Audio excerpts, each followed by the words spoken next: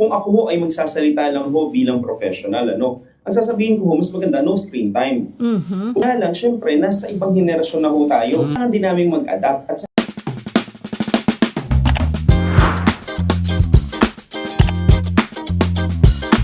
Makakasama natin ngayong hapon ito ang isang eksperto, sikat na sikat to, no? At siya ay isang registered occupational therapist, licensed professional teacher pa, at syempre kilalang parenting coach ng The Parenting Coach Philippines, si Mr. Richard Uy Yap Jr.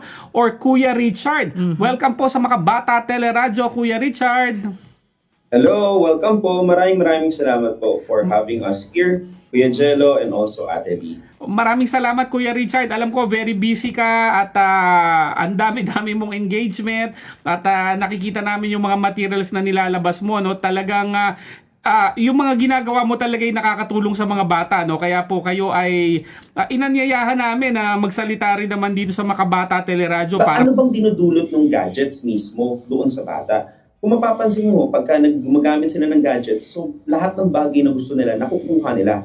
And just point away. Meaning, pagka pinindot nila to, mag-i-scroll na, pagka nilipat nila. Yun din po ang reason bakit nahuhook yung mga bata sa gadgets. Ngayon, kapag ka lumabas na sila doon sa digital space at pumasok na siya sa realidad ng buhay, hindi naman po ganun ang nangyayari sa totoong buhay. Hindi naman kapag ka may gusto siya, makukuha niya agad. Hindi naman kapag ka gusto niya yung laruan ng kalaro niya, makukuha niya. So yun po yung tinuro sa kanya nung pagkakataon nung digital space. Kapag ka hindi mo naintindihan kung ano yung nagiging epekto ng gadgets, ang makikita mo lang is yung mga kinalalabasan. Nagagalit siya, nagtatantrum siya, pagka nalobat, pagka nawala ng internet at kung ano-ano pa. Pero hindi mo nakikita na yun yung nagiging epekto sa kanila. So it's because of what it does to the child's brain. Ginagawa kasi nito na accessible ang lahat ng bagay na gusto niya, makukuha niya. Kasi wala naman kasing barrier ang bata na ito ang totoong buhay. Ito ang Yun nga, ganun pala yun ang ginagawa ng gadget sa isip at utak ng bata. Ang tagal na natin sa children's sector, ang dami na nating narinig ng mga payo. Pero ito ngayon ko lang narinig to at syempre galing sa expert, pag gumagamit ng gadget ang bata at naandun siya sa digital space, nakukuha niya lahat readily. So paglabas niya dun sa digital space na yon, biglang nag-iiba yung environment. Hindi niya kasi pwedeng gawin yan sa real world. So minsan doon nagkakaproblema. Thank you, Kuya Richard. Tatandaan ko siya talaga. It explains a lot. Kasi medyo nakaka-worry nga siya kasi parang lumalayo sa reality, no? Yung ating mga bata ngayon. So, kapag hook sila doon sa mga gadgets, mas nai-imbibe nila yung mga values na nandoon sa digital space kesa doon sa itinuturo natin sa reality. Siyempre, hindi lang naman yung bata ang may pinagdadaanan, pati magulang, no? Siyempre, stress din naman. Kaya ngayon, paminsan, nakakalimutan natin, nagsisaya mo na lang din yung cellphone ng anak mo para hindi na sila mag-isip pa o hindi na nila isipin. Parang guilty rin ako doon sa sinabi ni Kuya Richard, nahiya tuloy ako na konti, no? Kasi, kunyari, binanggit mo, Ma'am Lee, doon sa mealtime, pwedeng ipagbawal ang gadgets. Pero kung kunyari, yung parents, puro kayo nakagano naman sa gadgets, paano mo naman papapaniwalain yung anak mo na dapat i-regulate yung paggamit ng cellphone habang kumakain, di ba? So mga mamit, mga daddy, yung pagbabago talaga kailangan magsimula sa atin. Madalas kasi kaya natin nahahayaan kasi pinapaubaya natin yung responsibility sa gadgets. Ayun, humihingi na ho ako dispensa sa ibang magulang, pero kailangan ko pong masabi pero mas maganda ho, meron pong regulation at meron pong supervision ng magulang. Paano naman nakakaapekto po yung labis naman na paggamit ng gadget sa asal, emotional na kalagayan at overall development ng bata? Nag-change talaga ang behavior. Pangalawa na ho dyan, nagkakaroon ho ng delayed development sa speech and language. Kasi bakit niya po kailangan mag-usap sa inyo? Kung napupunan naman ng pangangailangan niya yung bagay na yun sa pamamagitan ng digital space. Paminsan din nagkakaroon ng problema sa attention span. Kaya yung mga bata namin na pumapasok sa eskwelahan, mapapansin natin either ikot ng ikot, hirap na hirap mag-attend, mag-concentrate, kasi yun po yung nagiging implication ng gadgets. So, ito naman ang medyo mas mabigat. Kailangan po nating gumawa ng paraan para mas pipiliin niya tayo kumpara sa gadget. Okay. Ano-ano yun?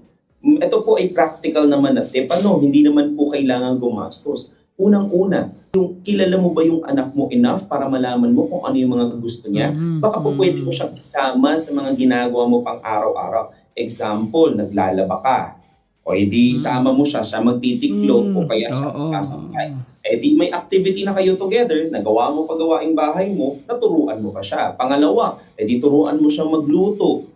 O edi siya magtimay ng malunggay, pero ang turo mo dapat isa-isa lang. So, isipin nyo kung gaano katagal ho yun. Pangatlo ho, edi pagka lalabas ho kayo, edi isama nyo siya, edi isamay nyo na yung pagbili nyo ng mga gulay, yung bili nyo ng ulam. What I mean, there's always a means. It's just that as a parent, we choose the more less stressful.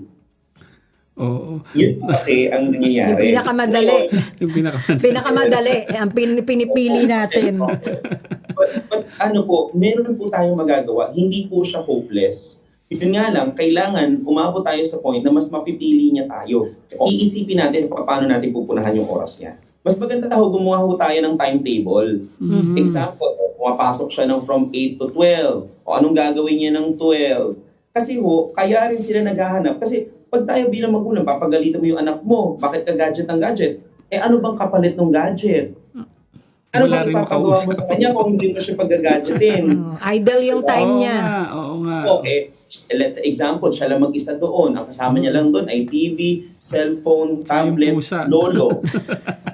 Let's say, 'di ba? So, yun po, no? So, kailangan po planuhin natin bilang magulang din. Para hindi lang palagi sa mga bata nagfo-fall yung kasalanan. Kasi ang makikita mo lang yung nagiging epekto na eh. Hindi kung ano dapat yung ginagawa natin bago mangyari yun. Napakaganda, Ate Lee, sa pula ako doon. I think yung wife ko talagang nanonood sa inyo, Kuya Richard, kasi yung anak ko minsan nakita ko nagtutupi ng t-shirt eh.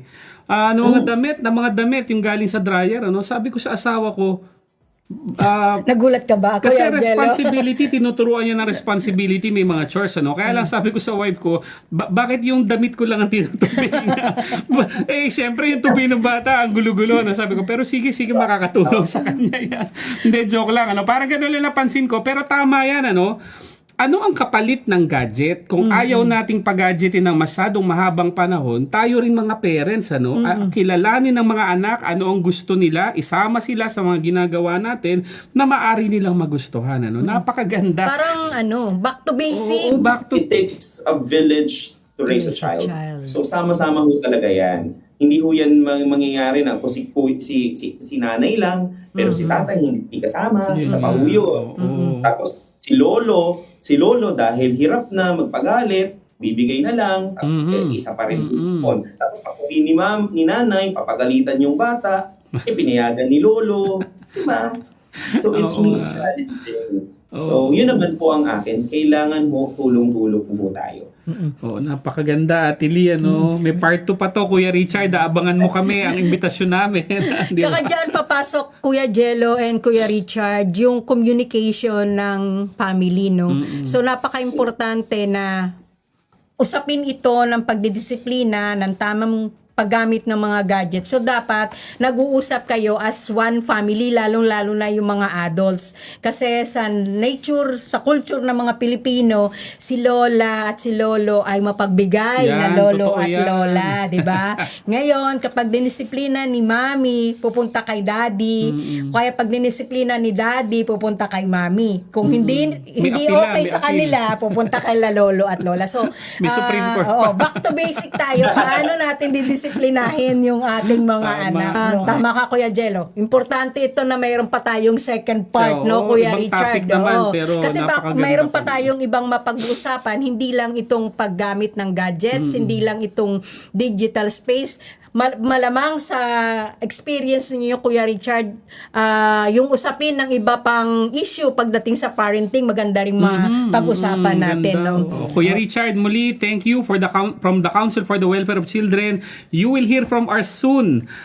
Iba naman ang pag-uusapan natin, pero ganito rin ka-exciting para sa mga bata at sa mga mamis at mga daddies na rin. Tsaka yung mga lola na mapagbigay. It was always a privilege for us to share more. Ang ating public public affairs staff, si Kuya Richard ay isang expert tungkol sa bata. Pag may mga happening goings on or issue sa bata, maari siguro Kuya Richard, once in a while, tatawagan ka namin para kahit quick interview just to give your comments on, kunyari, current issues about children. Kasi once in a while may pumapasok.